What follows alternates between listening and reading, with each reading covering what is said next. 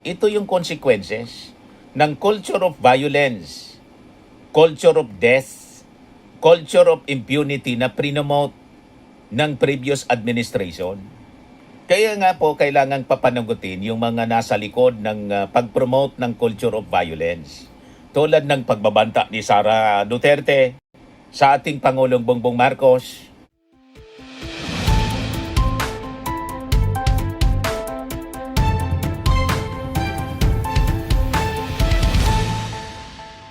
Yan po mga kababayan, si Dante Maravillas.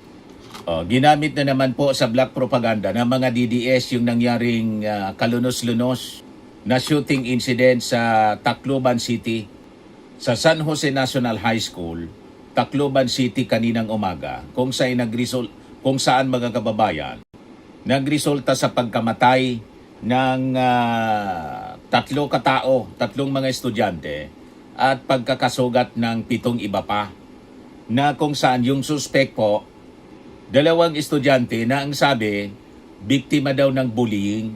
So ito na naman po yung paninira na pinapakalat ng mga DDS. Dugong Maharlika, page ito po ng mga DDS. Sabi niya diyan, ito na po ang bagong Pilipinas. Sinisiraan niya yung Marcos administration. Sa totoo lang po mga kababayan, ito yung consequences ng culture of violence, culture of death, culture of impunity na prinomote ng previous administration. Kaya nga po kailangan papanagutin yung mga nasa likod ng pag-promote ng culture of violence. Tulad ng pagbabanta ni Sara Duterte sa ating Pangulong Bongbong Marcos at yung crimes against humanity na nagawa ng kanyang tatay. Kasi po, mali yung itinuturo. Kung hindi natin papanagutin itong mga sangkot sa mga karumal-dumal na krimen, tingnan ninyo ang consequences. Ito yung natingala ng ating mga kabataan sa previous administration. Yung parang wala nang halaga yung buhay, parang manok na lang na pinapatay yung mga tao. Imagine yung vice presidente, pati yung ating Pangulong Bongbong Marcos, binuli. You see? Pinagbantaan. Yun ang rason kung bakit kailangan talaga mapanagot para mag-send siya ng strong message sa ating mga kabataan na ang ganitong mga maling gawain ay hindi dapat po pinapalampas. Tama po mga kababayan. Kasi pag hindi po, magiging normal na lang po ang kultura ng violensya, the culture of violence and impunity. Kaya wag kami mga DDS, wag din yung isisi itong violensya na nangyayari ngayon sa Marcos administration kasi ito yung produkto ng mga maling gawain na natingala ng ating mga kabataan, mga kababayan. Kasi may kasabihan tayo, di ba? Kung ano daw ang ginagawa ng mga matatanda, kahit na mali sa mata ng bata ay tama.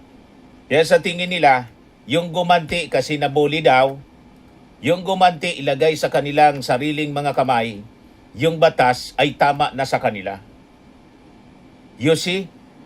Kaya kailangan po tundukan natin yung culture of impunity, culture of violence, culture of death, kasi ito yung namana ng ating mga kabataan.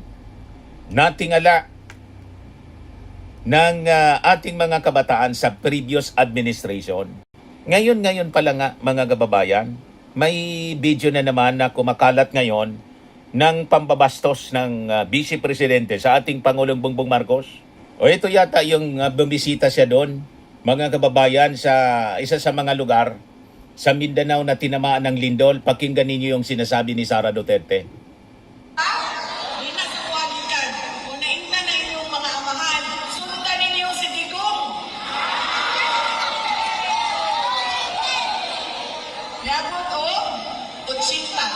Nga naman, masamang damo, matagal mamatay. BBM.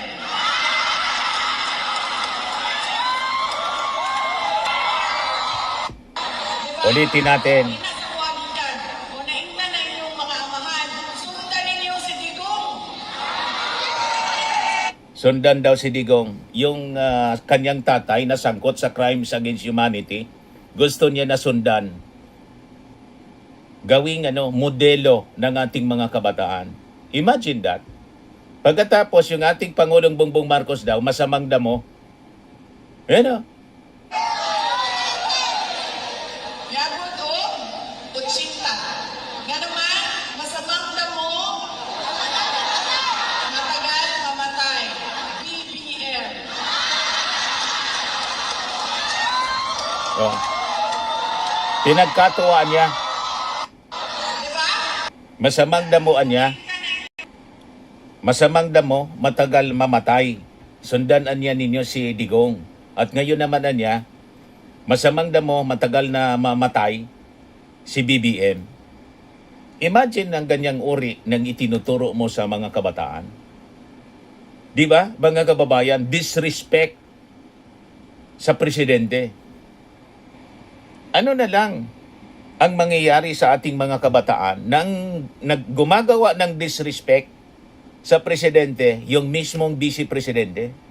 Kaya importante mga kababayan talaga na mapanagot itong mga nasa likod ng pag-promote ng culture of death, culture of impunity, culture of violence. Kasi pag hindi po iisipin ng ating mga kabataan ng kanilang mga pinagagawa ay tama, at tingnan ninyo, ang nangyari ngayon mga kababayan, pagkatapos isisisi natin sa Marcos administration, tulad nitong post ng isang DDS page. Ayan o. Yeah, tama yung nabasa ko ng isang post mga kababayan. Si Sara Duterte niya ikot ng ikot doon sa mga nalindol. Tapos magpapakain siya ng konting lugaw, sabay bira ng mga paninira sa ating Pangulong Bongbong Marcos. Yun pala, mga kababayan, tama. Sobrang paninira. Abang yung ating Pangulong Bongbong Marcos, sige lang yung po ang trabaho. Ito yung presidente na kanyang sinisiraan na napakasipag. Sige lang po ang trabaho. Good morning. Andito tayo sa isang section ng Metro Cebu Expressway na nasira 2 years ago, noong 2024. At landslide dito, nasira yung daan. At yung empleyado nung planta dito ay kailangan maglakad kahit na umuulan, kahit na ganito mainit, hindi magamit yung daan. So finally, pinangako natin na matatapos ito by June. Ito na ngayon tayo para tignan at inspeksyonin. It is almost finished. We have about 30%, 30+%. Actually, madadaanan na po today. Mr. Pwede na President. magamit ito. After mo pong Sige. Kasi bagay, it looks like it's usable. Pero hindi pa tapos. Ang gagawin pa, ilalagyan ng slope protection ito para hindi naguguhulit. At yan ang naging problema. Yun, wala na, nabutas na, tanggal na, nawala yung daan. Kaya linipat yung kalsada, palayo doon sa bangin. At yung bangin, nilalagyan ngayon ng slope protection para hindi na maulit yung pagguho. But malaking bagay ito because napakasama nung daan noon na yung ginagawa ng kanilang planta, yung lente na sa telepono. Itong lente dito sa telepono. Yan yung ginagawa nila dito. Dahil sa pagkalubak, itong produkto nila, pag dumadaan dito sa daan na ito, nababasag. Nababasag yung lente na kanilang ginawa. Kaya napakasayang naman. At nakakahiya sa ating mga investor na hindi natin sila inaalagaan na mabuti. Kaya inayos natin kaagad. So, good. At may isa pang daan. There's another section na dito papunta rin, ginagamit din nila.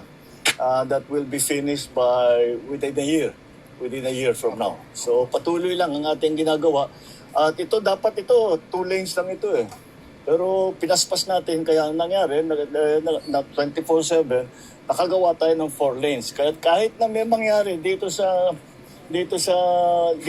pag-uho dito, pag masara ito, meron pa rin tayong 2 lanes. Kaya medyo mas maganda ngayon ang sitwasyon. Okay, sige, thank you. Salamat po.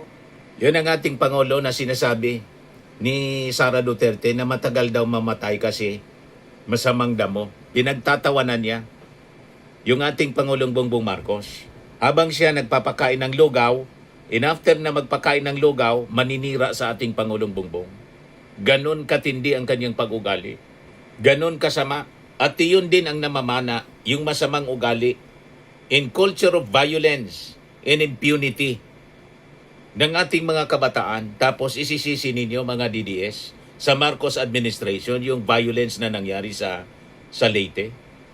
You see, ito yung natingala sa previous administration ng ating mga kabataan. Kaya kailangan talaga mapanagot si Sara para malaman ng ating mga kabataan that crime does not pay. Pag gumawa ka ng mali, mananagot ka sa batas. Yun ang dapat malaman ng ating mga kabataan. Ito yung Pangulo na walang tigil niyang sinisiraan. Sige lang ang trabaho. Inauguration of the Mabini Kayakay Small Reservoir Irrigation Project sa Mabini, Bohol. Yan, sige lang ang trabaho ng ating Pangulong Bongbong Maraming Marcos. salamat sa ating NIA Administrator Eddie Guillen. Bohol 1st District Representative Gisner Yap. Bohol Provincial Governor Erico Aristotle Aumentado. Mabini Municipal Mayor Andre Grace Bernales Lim. Alicia Municipal Mayor Marciano Junjun Ayuban and other local chief executives present today. Sa ating mga benepisyaryong magsasaka, mga kapwa kong lingkod bayan, mga minamahal kong kababayan, maayong buntag sa inyong tanan. Nagpapasalamat po kami sa inyong mainit na pagtanggap sa amin dito sa Bohol. Sa tuwing ako'y bumabalik dito, lagi akong namamangha sa likas na yaman ng taglay ng inyong probinsya. Bukod pa riyan, labis din akong humahanga sa walang kapantay na sipag ng ating mga magsasaka. Tungkulin namin sa pamahalaan na pantayan ang sipag ninyo. Kaya't gumagawa kami ng mga pasilidad at nagbibigay ng mga kagamitan upang matiyak na hindi masasayang ang inyong pagod at ang inyong sakripisyo. Kaya't ngayong araw, ating ipinagdiriwang ang pagpapasinayan ng Mabini Kayakay Small Reservoir Irrigation Project dito sa Bohol. Ito ay isa sa ating mga mahalagang hakbang upang tulungan ang mga magsasakang matagal nang umaasa lamang sa ulan upang magpalago ang kanilang mga pananim. Kapag pabago-bago ang panahon, matagal ang tagtuyot o kulang ang ulan, kayo ang naapektuhan. At higit pa rito, mas pinalala pa ng pagbabago ng klima ang inyong mga panganib at pangamba. Ayon sa ating datos, malaki ang posibilidad na makakaranas ang bansa ng matinding El Nino na maaring tumagal hanggang sa susunod pa na taon, 2027. Kaya sa ilalim ng administrasyon, ating itinaguyod ang mga SRP, mga small irrigation project na ganito, kabilang nito, sa Mabini Kayakay, upang mapataas ang kita ng ating mga magsasaka at maging matatag naman ang labuan sa sakuna. Halos 2 taon na ang nakalipas mula nang magpunta ako sa Bohol upang maghatid ng tulong sa ating mga magsasaka at mga mangingisda. Sa aking talumpati noon, ibinahagi kong malapit nang matapos ang Mabini Kayakay na irrigation project. Ang aking muling pagbisita ngayon ay patunay sa ating pangakong natupad sapagkat natapos na rin natin atong Mabini Kayakay Strip noong nakaraang Nobyembre. Sa pamamagitan ng proyektong ito, masusuportahan ang irigasyon sa 530 hektarya na sakahan sa 5 barangay sa Mabini at Alicia dito sa Bohol. Dahil sa sapat na supply ng tubig, inaasahan nating tataas ang ani, lalo na ng palay at mga high-value vegetable crop. Dagdag pa dyan, mula sa 2 beses sa 1 taon na pagtatanim, pwede nang magtanim na ang ating mga magsasaka ng 3 planting sa 1 taon. Sa kabuuan, mapapakinabangan ito ng higit ng 700 magsasaka mula sa Mabini Kayakay Irrigators Association at tiyak na makakatulong ito sa lokal na supply ng pagkain. Kasabay nito, mababawasan ang kanilang pangamba sa epekto ng El Nino sapagkat may maaasahan pagkukunan ng tubig para sa mga pananim. Kaisa ang National Irrigation Administration. Patuloy ang pagpapatupad ng mga patubig na proyekto upang maisulong ang agrikultura sa Bohol. Nariyan ang bunot-bunot na irrigation project sa Buenavista na higit 84% na ang natapos at ang Hibali irrigation project sa Danao na nasa 44% na naisagawa. At ipinapatupad din natin ang Molinaw Dam Improvement Project sa Pilar, ang Katungawan Irrigation Project sa Gindulman, at ang Mangdawag Irrigation Project sa Kalapit. Sa tulong ng mga proyektong ito, inaasahan nating mabibigyan ng serbisyong patubig ang libu-libong ektarya ng sakahan at matutulungan ang higit sa 2,400 na magsasaka. Papunta kami dito, nag-uusap kami ni Gob. Pinangako na naman ni Administrator Gillian na yung bunot-bunot kailan matapos? Ha? 3 buwan, 4 na buwan. O sige, narinig nyo lahat yan. Ha? Pag hindi natapos ng 3-4 na buwan, tatawagan natin lahat si Admin Eddie. Bilang tugon sa banta ng El Nino, pinayuhan na natin ang ilang magsasaka na magtanim ng high-value commercial crop gaya ng pakwan, ng luya, ube, mani at talong. Imbis na palay na nangangailangan ng mas maraming tubig. Kasabay nito, patuloy ang paglalaganap ng mahalagang impormasyon na sa pangangalaga sa ating mga pasilidad ng irigasyon. Higit sa lahat, itinataguyod natin ang makabagong pamamaraan sa pagsasaka na angkop sa klima, gaya ng paggamit ng solar pump at water reuse o recycling sa mga lugar na madalas maapektuhan ng tagtuyot. Hindi may isasakutuparan ang lahat na ito kung wala ang tulong ng ating mga magsasaka. Kayo ang nagbibigay buhay sa ating mga pananim. Higit pa riyan, kayo ang nagbibigay sigla sa bawat pamilyang Pilipino. Sama-sama nating itatag ang isang mas masagana, mayabong at maunlad na bagong Pilipinas para sa lahat. Mabuhay ang ating mga magsasaka. Daghang salamat kayo. Thank you very much. Magandang umaga po. So yan yung ating Pangulo. Abang si Sara Duterte, ano ang sinasabi? Puro nonsense ang kanyang mga sinasabi. Pangkat, kung naingnan na inyong mga amahan, sundan ninyo si Digong. Yabot o, utsinta. Nga naman, masamang damo, matagal mamatay. BBM. Ganyan kasama yung ugali ni Sara Duterte. Kaya importante talaga po, mapalitan na siya bilang Vice Presidente. Ma-convict.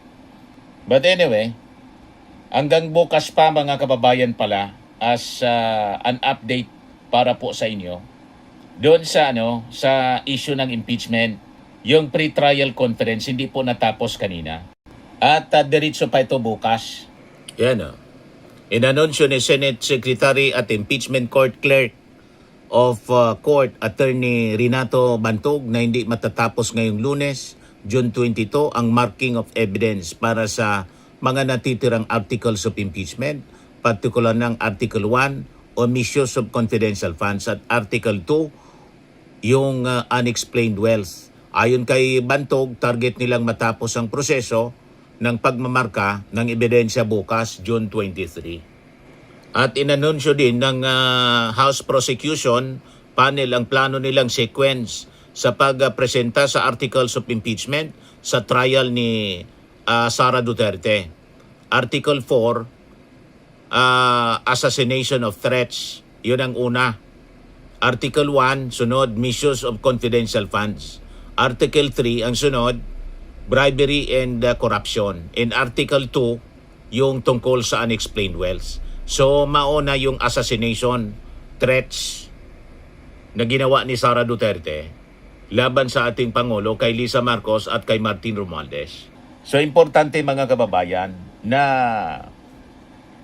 mapanagot si Sara, kung hindi masamang halimbawa siya para sa ating mga kabataan. Kasi pag ganon, iisipin ng ating mga mamamayang Pilipino at ng mga kabataan, okay lang yung magbanta kahit sa ating Pangulong Bongbong. You see? Kaya tingnan ninyo ang nangyayari sa ating bansa. Pagkatapos, isisisi ninyo sa bagong Pilipinas. Ito na niya yung bagong Pilipinas. Di ba? Produkto po ito, consequences ito ng culture of impunity, culture of violence, culture of death na prinomote ng previous administration at hindi pa napapanagot hanggang ngayon. Tama po, mga kababayan. Ngayon, may statement na rin po pala si Martin Romualdez sa nangyaring shooting incident doon sa Tacloban City. Nagpahayag na rin siya po ng pakikiramay. So sabi diyan sa kanyang statement, mga kababayan, I am deeply saddened and heartbroken by the tragic shooting incident at San Jose National High School in Tacloban City that claimed the lives of students and left several others injured. Our thoughts and prayers are with the families of the victims, the injured students, their classmates, teachers, and the entire school community as they face this unimaginable tragedy. I have directed my office to coordinate with local authorities and relevant government agencies to determine what assistance can immediately be provided to the affected families. At the same time, I call on law enforcement authorities to conduct a thorough and swift investigation so that all those responsible are held fully accountable under the law. As we mourn, we must also reflect on what more can be done to ensure the safety and well-being of our students. We owe it to our children, our teachers, and every Filipino family to make our schools places where young people can learn without fear. In this difficult time, let us unite as one community in prayer, compassion, and support for the affected, sabi po ng dating speaker. At pinag-utos na rin ng ating Pangulong Bongbong Marcos ang thorough investigation po dito sa nangyaring insidente na talaga pong nakakapanindig balahibo. Ito yung report. Palace orders investigation into fatal shooting in Tacloban. Kinakalungkot ng Pangulo ang pangyayari. Kahit sino pa man, lalo na ang mga magulang ng mga nabiktima, nakaramdam ng lungkot at takot, sabi po ni Palace Press Officer Claire Castro. Talaga pong nakakalungkot yung mga pangyayari. Anyway, our prayers doon po sa mga pamilya ng namatayan na mga bata sa nangyari pong tragic incident sa Tacloban City.